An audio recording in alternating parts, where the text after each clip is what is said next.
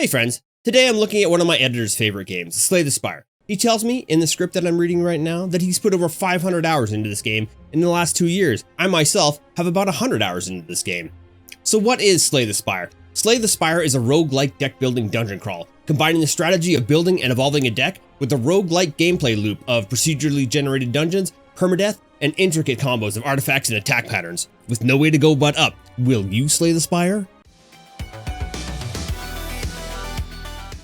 When you start Slay the Spire, you are asked to select a character. Your 4 choices are between a warrior, the Ironclad, a rogue, the Silent, the time-manipulating monk character, also known as the Watcher, or a robot, the Defect? Come on guys, the traditional fantasy is really breaking down here.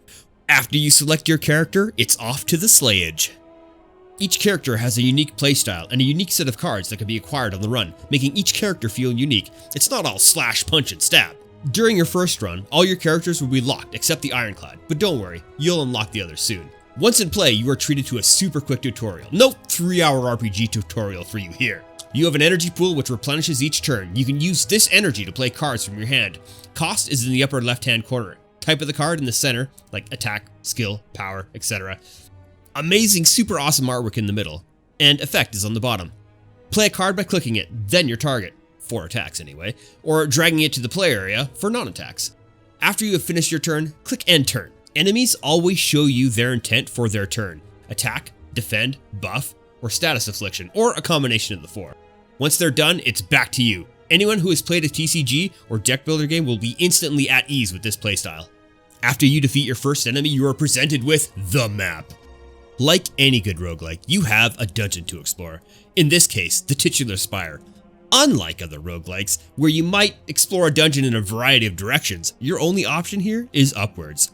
Sometimes you have the choice between paths. Sometimes there's only one door in front of you that you have to take. At least you know what's behind door number 1 and 2. The map shows icons on the pathway for what lies ahead. Options include basic enemies, elites, friendly merchants who will take every last copper you can scrounge up, unknown events, treasure chests, or rest stops where you can finally take a nap and try and recover a meager amount of HP so you can survive another floor. This is a roguelike. It's not going to let you off easy. When you start out, you have only a basic deck, attack and defense cards, and 1 or 2 special cards unique to your character.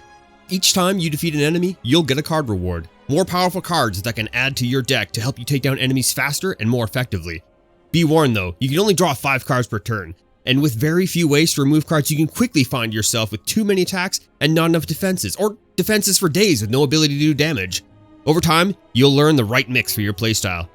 In addition to card rewards, you'll gain gold, and sometimes a random potion. Gold is obvious, of course. Spend it at shops and some of the events you encounter in question mark rooms. Potions are one-use items that can do a variety of effects, such as heal, grant a free card, grant block, or do other fun stuff. Potions can be the key to tricky combat and can aid in reducing the damage you take in fights. At the end of each act is a boss, a major fight that'll take place over many rounds. Each act has 3 potential bosses, which will randomly be picked during the map generation. The map will show you which boss you'll be facing so you can better prepare to fight them. Each boss has certain tricks and special abilities. Over time, you'll learn each of their tricks and how to best fight them. Defeating a boss unlocks powerful artifacts and rare cards that are way better than the common chaff dropped by the rabble of the tower. Some of these artifacts are boons and curses in style, granting you more energy but buffing your enemies or hampering your ability to do things like see enemy intent or being able to upgrade cards. Make your way to the top of Act 3 and discovering the end of a roguelike is part of the fun, so I'm not going to spoil that for you. Like a lot of modern roguelikes, the story and world building are given to you in bits and pieces throughout the different encounters, randomly discovered in runs. Over time, you'll learn more about who you are, what the Spire is, and how come you are. The gameplay loop is easy to grasp and is more cerebral than muscle memory based. No bullet hell Binding of Isaac style learning here. Instead, it's action/energy based. Play your cards at your pace, do whatever you need to do, and then press end turn and let the enemies do their thing. Then back to you. Rinse, wash, repeat as necessary until the desired results are achieved. Or you die. Runs can typically last between 30 and 60 minutes unless you get unlucky and die early. So it can be the perfect game if you have an hour or 2 and want to have a complete gaming session. The thing that really makes STS shine and have kept my editor and his partner and me entertained for seriously more than 600 hours combined is the inclusion of a daily challenge. A custom run with 3 modifiers affecting deck construction, enemy interaction, and map progression for unique and memorable runs. It makes the gameplay loop feel fresh every time you play it. Also, there's Steam Workshop content. Once you've played a bunch, unlocked all the characters and cards, managed to, and are wondering when more content might come out, it's time to venture into the Steam Workshop. Here you'll find a ton of user-generated content ranging from quality of life upgrades, new characters and enemies, new acts, silliness like googly-eyed mods, and of course, some cringy and not so great content. Want to play as your favorite waifu? Sure, why not? Want to change all the cards to be Taylor Swift based? I guess? Not every mod is what I would call good, but a lot are. With pages and pages of content, you'll definitely find something that interests you. Let's take a look at the options menu. This game is a relatively static game. You are playing turn-based cards, not needing to push every possible FPS you can in every minute and every second to get the most out of your machine. Basic resolution options, the ability to play full screen or windowed, sound options are nice with separate music and audio sliders, as well as a master slider. You have to have the master slider, I'm such a fan.